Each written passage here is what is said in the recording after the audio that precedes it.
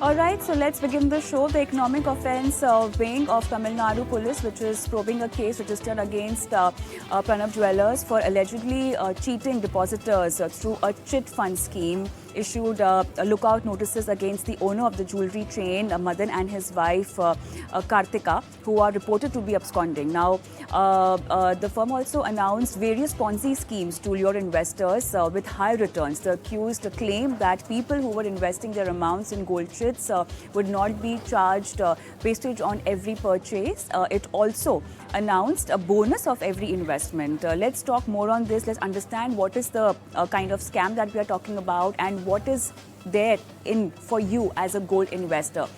With me, I have Harshvardhan Rumta, CFP Rumta Securities. Harsh, good evening and welcome to the show. Again, a case of Ponzi scheme and chit funds, as we are witnessing. The particular jeweler in concern over here had more than 28 outlets, and the overall money that we are talking about in terms of jewelry is almost more than 100 crores. So they lured investors in giving their old jewelry. They also lured them by promising higher returns. What exactly is the scam all about? Well, Kavita, with what I'm reading about the details of the scam, so investors were told that you can pay, say, invest 5 lakh of rupees, and there won't be any commission charges. Plus, there would be a 2% interest that would be given, and in 10 months, you would get 106 grams of gold. So that's almost 6.5 lakhs rupees. So basically, an investor was told that you put 5 lakh of rupees, and 10 months later, you will get 6.5 lakhs worth of gold in your hand. So that's like a clear 30% appreciation in just 10 months. So I think, and another thing that you mentioned was that you can give your old jewelry and you get new jewelry of the same amount, of the same value, of the same grammage. So I think, it was just a simple case of taking deposit, buying 10 months time, and as much as you could collect in the next 10 months, they did that and then just simply shut shop. And that's what the police is right now inquiring about. Harsh, we are talking about a day and age where we have a regulator who's in charge for as far as your gold investment options are concerned, which are very well regulated. In spite of that, people going in for these kind of schemes, and we are talking about the southern part of the country where people believe a lot. As a nation overall, we believe a lot in investing and buying gold a lot, even if it's in the form of jewelry. And even in today's day and age, when people are doing this, where they are becoming a victim of such scams, this shows lack of awareness, and somewhere down the line, there is no literacy when it comes to opting for the right kind of investment instrument, even for an investment instrument like gold, which is so precious and which means a lot. Yes, sir. Kavita, see, I'll tell you the issue lies where. The issue lies is if you're going and buying gold over the counter and you're taking that gold, the piece of gold back in your hand and coming back, it's an OTC transaction. It's over the transaction, over the counter. Now, the only concern in that transaction you have is the purity of gold. So that you go and buy from a trusted jeweler, and then you're satisfied because you have gold in your hand. Now, the question arises when there is a scheme which says that you deposit money today and you will get X amount, probably 10 months later or 1 year or 2 years later. There is where the issue arises. And there is where the rate of return, interest, luring investors with higher returns, etc., creeps in. Now, what is important to know is that from an investor point of view as well, you have to be very careful because, if you're investing 5 lakh of rupees in a product like gold, and 10 months later, if you're promised 6.5 lakhs, it is certainly not going to be possible. You have to understand where is the person giving this promise going to get this money from? How is that person going to give you 30% more in 10 months' time? So, it's very clear that if a scheme is too good to be true, you must definitely be very cautious and you must ask yourself, how is it possible that a person takes 5 lakh of rupees and 10 months later promises me 106 grams of gold worth approximately say 6.5 lakhs. So if it's not possible, it is most certainly a Ponzi scheme, and then the investor should not fall for such offers and be very very cautious and just back off. I think that's the only thing that is a highlight point. It's too good to be true, not possible. Don't invest in it. Apart from that, Harsh, the other kind of schemes, that we a lot of times see local dwellers and even big brands, have also come up with these kind of schemes where they ask you to put money every month for 11 months and then later on the 12th month installment will be given from their end, and later on whatever money is accumulated, you can buy whatever gold you want to. A lot of interest in these kind of schemes we've been seeing picking up, over a few years. Do you think these kind of schemes are really worth it? Because if it is only about buying gold jewelry, maybe it could be a very good offer. But apart from that, in terms of investment, from the point of view of an investment, how do you analyze these kind of schemes which are so much in vogue these days, right from local to a very known brands also we see coming up with these kind of schemes? So, Kavita, the issue that investors should know at first, whichever entity you're dealing with, who is the regulator? So that's the first question you have to ask yourself. Who is regulating? Is it RBI? Is it SEBI? Is it IRDA? Is it any other regulator which is regulating this particular entity? Why? Because if there is a grievance that you have, what is your grievance redressal mechanism? So if there is a regulator, you have a complaint against a bank, you can write to RBI and RBI steps in. If you have a complaint against a market participant, you can write to SEBI. If you have an insurance company, write to IRDA. Now, in cases like this, when you're dealing with a jeweler, there is no regulator per se whom you can go and file a complaint. Your only recourse is that you have to file with the police. And police is a criminal complaint. So there is no regulator. Police is a criminal complaint that you have to file, which takes its own due course. Now the question arises, who is the regulator? What is the grievance redressal mechanism that you have if you have a complaint? And the third is, as I again said, that if the offer is too good to be true, you should be very, very cautious. Is it possible? Now, coming to your question, of several brands are offering this option wherein you pay for 11 months and the 12th month installment is paid by them. But that is essentially for buying jewelry. That is not for buying gold coins. Because gold coins is not it's a low margin business. They don't really make money on selling of gold coins where they can chip in one installment altogether for you. Is basically a piece of jewelry that you buy with that money of 12 months of installment, where 11 months you paid, the 12th month is because it has an option. There is an option where, because there is a margin for the jeweler to accommodate that. But in gold coins, there is not going to be enough margin for them to actually chip in one installment out of 12. So you have to be very careful as to what you're getting into. In case you're subscribing to a very, very large brand whom you trust, then probably you can trust with 11 installments and then wait for the 12th installment to buy a piece of jewelry. But that is only in case it's a very, very big, popular, established brand. Then you might want to subscribe to that. However, as far as possible, don't get into anything who does not, any entity which is not regulated. All right, Harsh, one very important question, because we also having this discussion at a time, where we are almost in the festive season now. For all those people who buy jewelry, gold jewelry for investment, what is it for them to lose as compared to the investment avenues that we have right now for gold? So see, jewelry, quite honestly, I wouldn't even consider it as an investment. It is for self-consumption. The reason being, if you're buying jewelry, one, the purity of that is not going to be 24 karat or 22. To make jewelry, you need to have the caratage to be around 18 carats. Only then the jewelry will take form and it will harden to that form to take shape of a jewelry.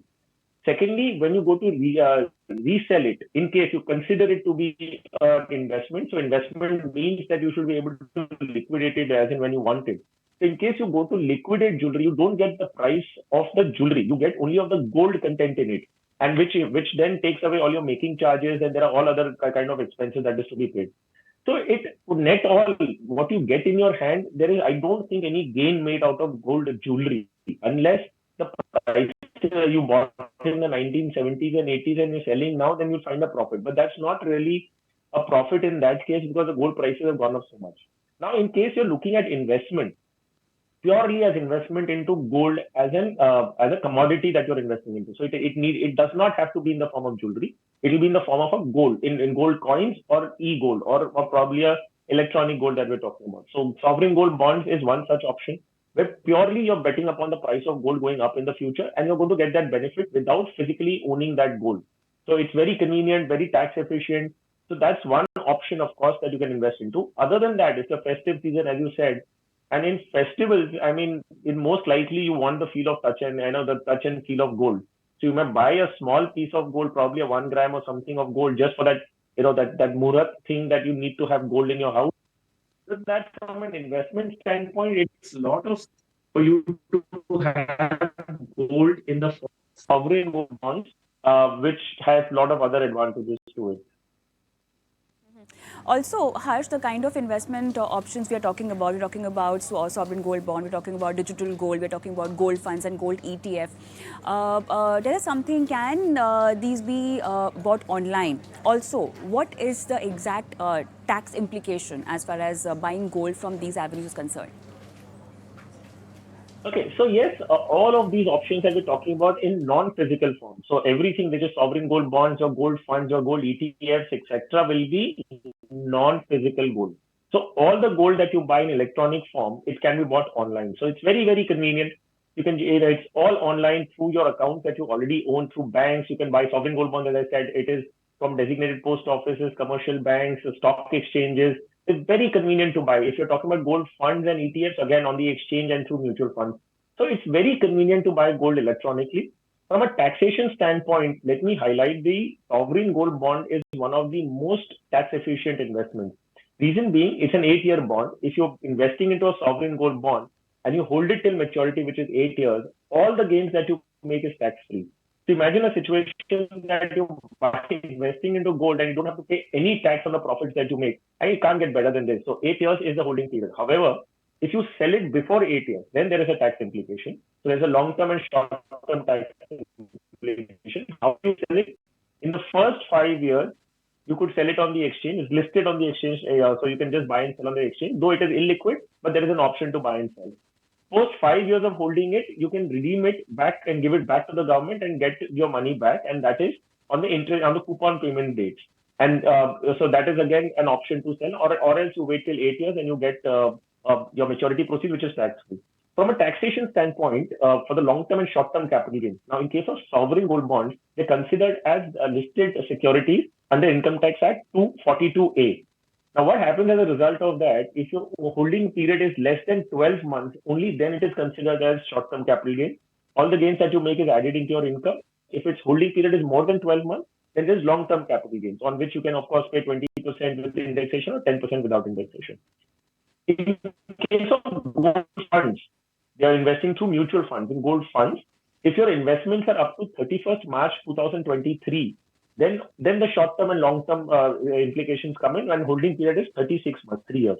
In case you started investing from 1/4/2023, which is 1st April 2023, then irrespective of holding period, all the gains that you make on gold investments are going to be considered as short-term and tax as per your tax slab.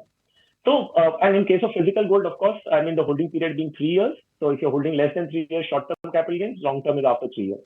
So these are the tax implications. If you notice, as I said, the sovereign gold bonds are very tax efficient. The other advantages, if I may highlight, is that, of course, you don't have any worries about the purity of the gold. You don't have to worry about storage. Where are you going to store it, or if it's going to get lost or stolen? You don't have to worry about all of that.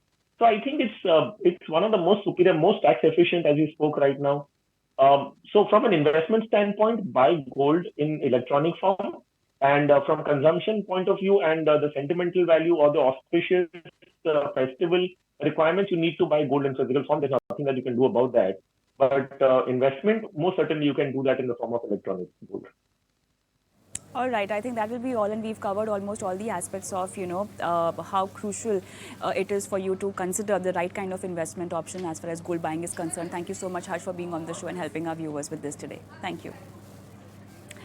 All right, on that note, let's take a quick break, but then post that, we'll be having our viewer queries answered by Aditya Shah. But just in case you want to send across your questions related to mutual funds, you can WhatsApp your questions to us. You can also email us your queries, and the WhatsApp number is 8657974571. The email ID is themoneyShow@etnow.tv. So a quick break and post that, we'll answer your mutual fund portfolio related queries.